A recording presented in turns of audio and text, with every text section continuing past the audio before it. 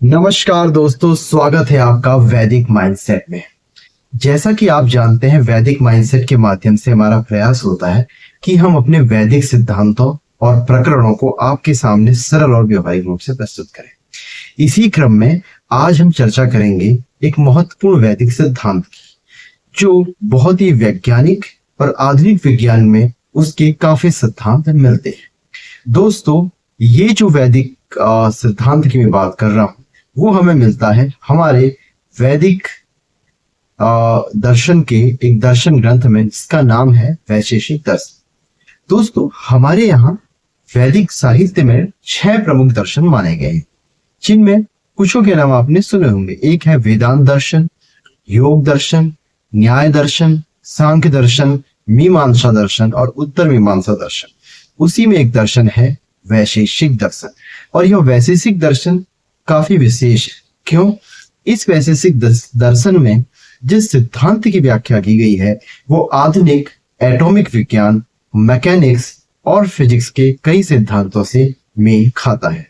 दोस्तों, आप यहाँ पे यह ना समझें कि यह कोई साइंटिफिक फॉर्मूला या मॉडर्न फिजिक्स के फॉर्मूला की एक्सप्लेनेशन देता है, बल्कि सैद्धांतिक रूप में इसमें जिन तथ्यों का विश्लेषण और सिद्धांत का प्रतिपादन किया गया है, वो सामान्यतः वही सिद्धांत हैं जो मॉडर्न फिजिक्स की एटॉमिक थ्योरी या laws of motion, laws of conservation of energy में मिलते हैं। हो सकता है दोस्तों ये आपके लिए एक आश्चर्य की बात हो, पर यह एक पूर्ण रूप से सत्य है। आज का आधुनिक विज्ञान ये मानता है कि हमारा जो यूनिवर्स है या ब्रह्मांड है, ये स्मॉल पार्टिकल से मिला है, जिन्हें हम एटॉमिक पार्टिकल्स या सब एटॉमिक पार्टिकल्स कहते हैं। आपने एटम की थ्योरी सुनी है, आपने प्रोटॉन, इलेक्ट्रॉन, न्यूट्रॉन, इन सब के बारे में तो सुना ही होगा, और हो सकता है आपने वो डायग्राम भी देखा होगा जो शक्तिमान सीरियल में शक्तिमान के आसपास घूमता था। ये आपकी साइंस की किताबों में एटॉमिक थ्योरी को दिखाने के लिए इस तरह का रिवोल्यूशनरी होता था। अब अगर मैं आपसे ये कहूं, इसी तरह के कुछ सिद्धांत की कल्पना आज से हजारों साल पहले किसी भारतीय ऋषि ने कर दी, तो शायद ये आज आपके लिए आश्चर्य होगा, लेकिन दोस्तों ये बिल्कुल सत्य है। ऐसे ही एक ऋषि थे महर्षि कणाद, जिन्होंने वैशेषिक दर्शन की अवधारणा दी, और इस वैशेषिक दर्शन की अवधारणा में उन्होंने परमाणु और अन्य भौतिक विज्ञान के सिद्धांतों की प्रस्तुति की है, जिसे मैं आज आपके सामने लाना चाहता हूँ। महर्षि कणाद को कुछ लोग उलूक या कणभुक नाम से भी जानते हैं। उनका नाम कणाद इसलिए पड़ा क्योंकि उन्होंने कणों की खोज और रिसर्च करते थे और सृष्टि के सूक्ष्मतम कण की व्याख्या करते थे। अब सबसे पहले समझते हैं कि इस वैशेषिक दर्शन का मूल उद्देश्य क्या था। दोस्तों, हमारे यहाँ जो वैदिक सिद्धांत हैं, वो ना तो पूर्णतः भौतिक और वैज्ञानिकता का समर्थन करते हैं और न ही पूर्णतः आध्यात्मिकता का समर्थन करते हैं। अगर आप ईसावास्य उपनिषद पढ़ें तो वहां कुछ ऐसे श्लोक आप मिलेंगे जो विद्या और अविद्या के रूप में भी इसे बताते हैं। यानी आप अगर केवल आध्यात्मिक सिद्धांतों का प्रतिपादन करेंगे तो भी आप जीवन में सुखी नहीं रहेंगे, और अगर आप पूर्ण रूप से मटेरियलिस्टिक होकर रहेंगे तो भी आप सुखी नहीं रहेंगे। अर्थात आपको एक मध्यम मार्ग यानी कॉम्बिनेशन की आवश्यकता होती है। तो उसी की व्याख्या कुछ वैशेषिक दर्शन का ये श्लोक भी करता है।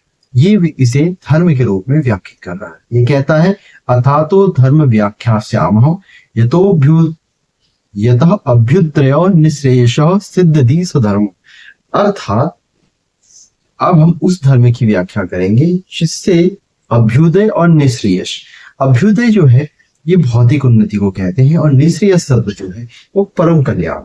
अर्थात धर्म वह तत्व है जिससे मनुष्य का भौतिक और परम कल्याण होता है, यानी भौतिक और आध्यात्मिक दोनों सिद्धियां मिलती हो, वही धर्म है। ऐसा अधिकांश वैदिक ऋषि मानते ही हैं। वो केवल कर्मकांड को या पूजा पाठ को ही धर्म न मान के सत्य की खोज, पदार्थों का ज्ञान, प्रकृति के नियमों की समझ और ब्रह्मांड की वास्तविकता का अध्ययन को भी धर्म मानते हैं। इसी क्रम में वैशेषिक दर्शन भी अपना एक सिद्धांत देता है। वैशेषिक दर्शन में एक सूत्र प्राप्त होता है जो हमें बताता है कि हमें किन किन तत्वों का ज्ञान होना चाहिए। वो कहते हैं, द्रव्य गुण कर्म सामान्य विशेष समवायनानाम पदार्थानाम साधर्मं वैधर्मभ्याम तत्व ज्ञानात् निश्चयेषा। अर्थात द्रव्य गुण कर्म सामान्य विशेष और समवाय, इन पदार्थों में समानता और भिन्नता सहित तत्व ज्ञान से परम कल्याण की प्राप्ति। अब आप कहेंगे ये तो कुछ ना आध्यात्मिक लगता है ना कुछ भौतिक लगता है। दोस्तों, इसे आप आध्यात्मिक विज्ञान का सिद्धांत कह सकते। अब हम इनका वैज्ञानिक महत्व और तुलनात्मक अध्ययन करें तो हमें पता चलेगा ये किन सूत्रों की यहाँ पे बात कर रहे हैं। ये कह रहे हैं कि द्रव्य, गुण, कर्म, सामान्य, विशेष और समवाय, इन पदार्थों में समानता और भिन्नता सहित जो तत्व ज्ञान है उससे हमारा परम कल्याण होता है।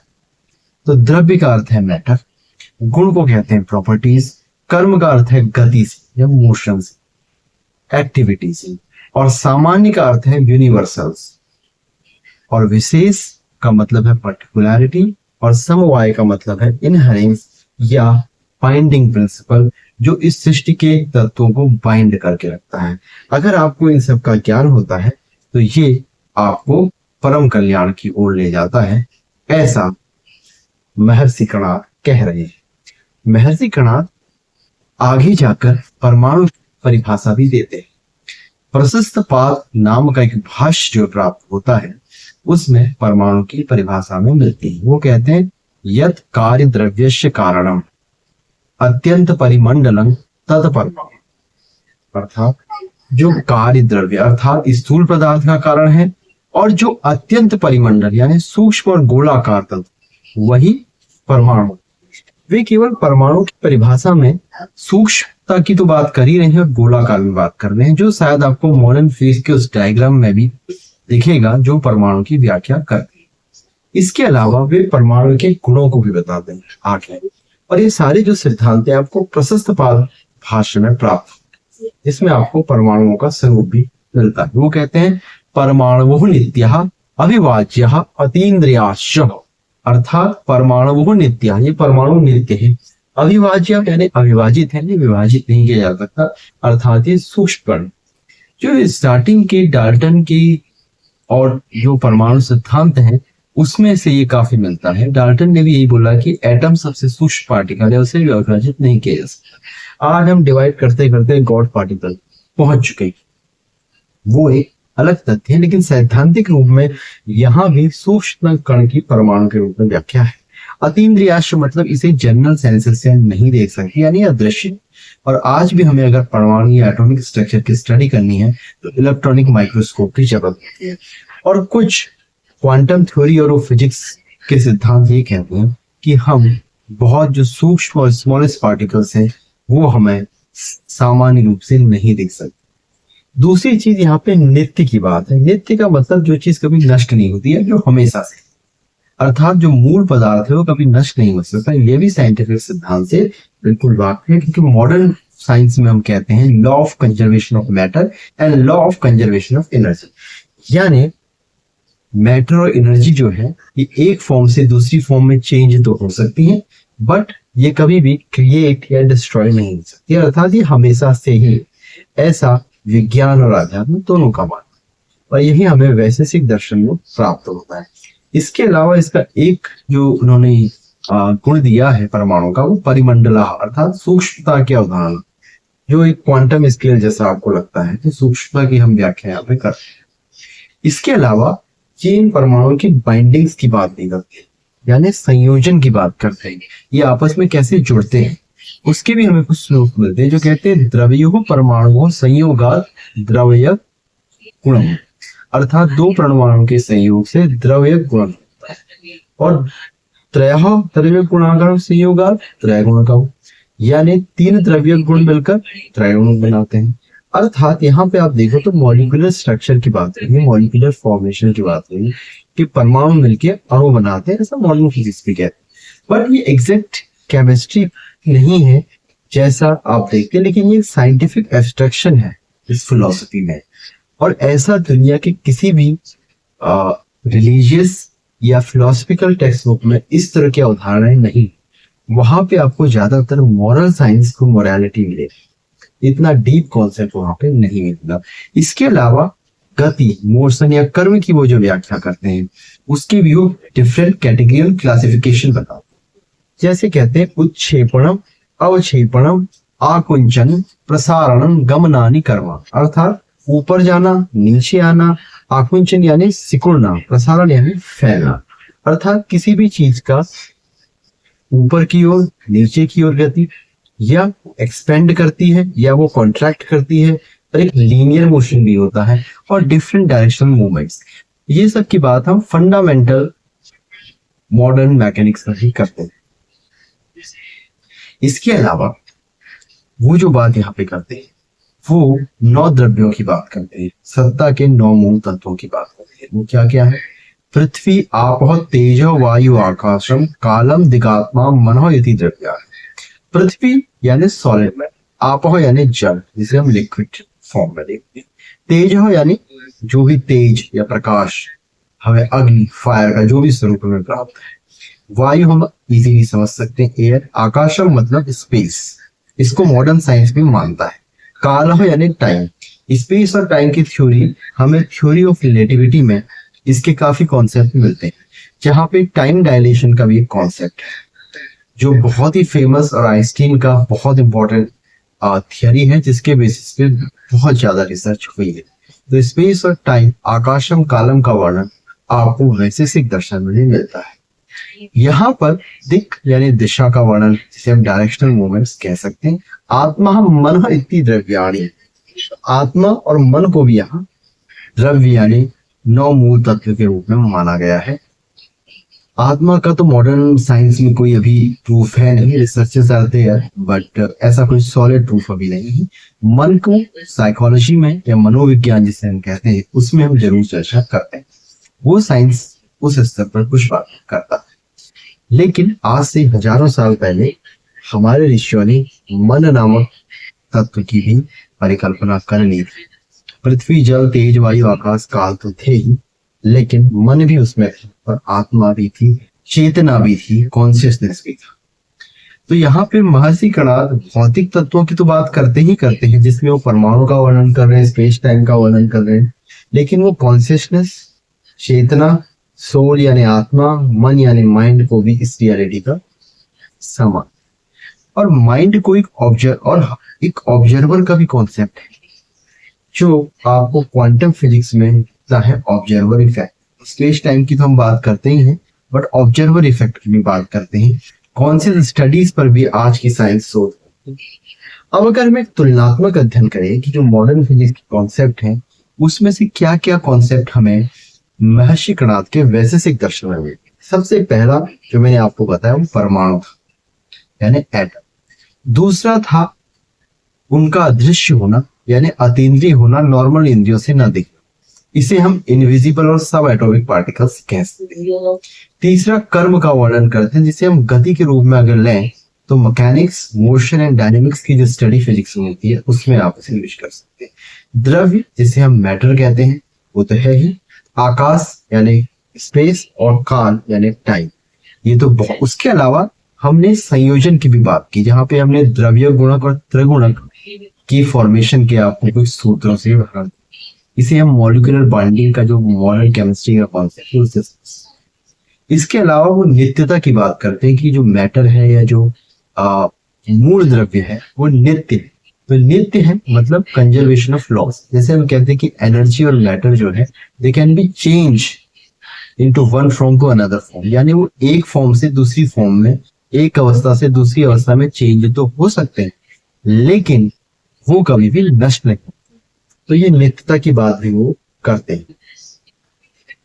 हालांकि जो वैशेषिक दर्शन या अन्य दर्शन है वो उस परमात्मा और ईश्वर की संकल्पना की तरफ ले जाते हैं और उसको हम कैसे कॉन्सेप्चुअली, लॉजिकली और साइंटिफिकली समझे इस पर वो फोकस करते हैं। लेकिन उसी के साथ साथ हमारे ऋषि महर्षियों ने भौतिक और पदार्थ और प्रकृति के भी काफी जोर दिया है।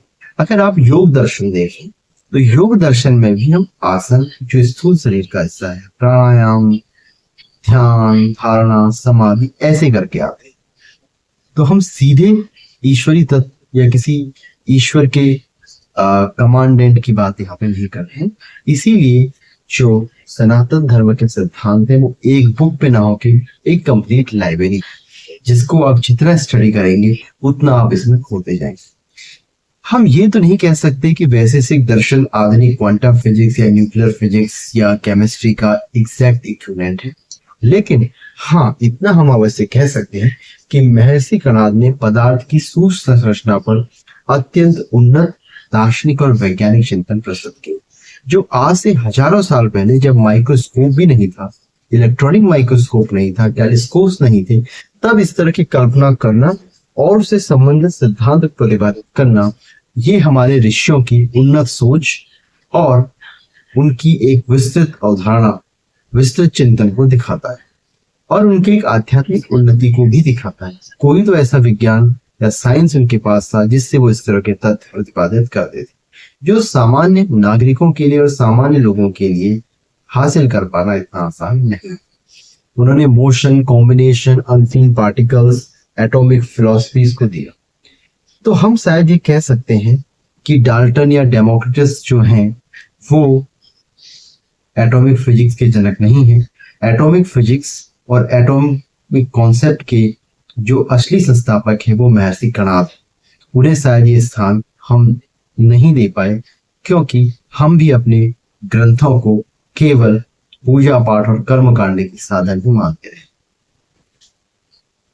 अगर हम उन्हें गहराई तक समझे होते तो शायद हम दुनिया को ये समझा भी पाते कि जिस एटॉमिक थ्योरी की आप बात कर रहे हैं वह तो हमारे वैदिक ग्रंथों में वर्णित है और उसका सहारा लेके हम विज्ञान में और तरक्की कर सकते। तो महर्षि कणाद का जो वैशेषिक दर्शन है केवल एक ग्रंथ नहीं है, जो ब्रह्मांड, पदार्थ, गति, अस्तित्व को समझने का महान दार्शनिक और वैज्ञानिक प्रयास है।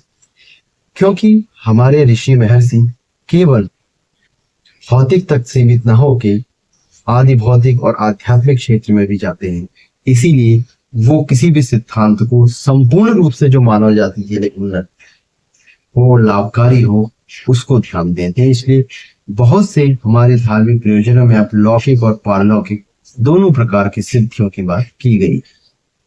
आज जब हम मॉडर्न फिजिक्स, क्वांटम रियलिटी को समझने की कोशिश कर रहे हैं, तब हमें ये जानकर बड़ी खुशी होती है और गर्व होता है कि हमारे प्राचीन ऋषि भी इस प्रकार के ज्ञान की खोज में लगे रहे और हमें भी उनकी इस परंपरा को आगे बढ़ाते हुए उस दिशा में प्रयास करना चाहिए। सो दोस्तों, ये आज का अंक था जिसमें हमने महर्षि कणाद का आपसे परिचय कराया। तो आप एक इंडियन और एक भारतीय होने के नाते आपको इस चीज पे गर्व होना चाहिए कि पहला एटॉमिक सिद्धांत आपने ही दुनिया को दिया। आप चाहें तो इसे पढ़ें और आपके मन में कुछ प्रश्न हो तो आप जरूर कमेंट करके बताइए। अगर आप चाहते हैं कि हम ऐसे ही एंशिएंट इंडियन नॉलेज और मॉडर्न साइंस के ऐसे गहरे संबंधों से संबंधित वीडियो आपके सामने लाएं, तो आप हमारे चैनल वैदिक माइंडसेट को सब्सक्राइब करें।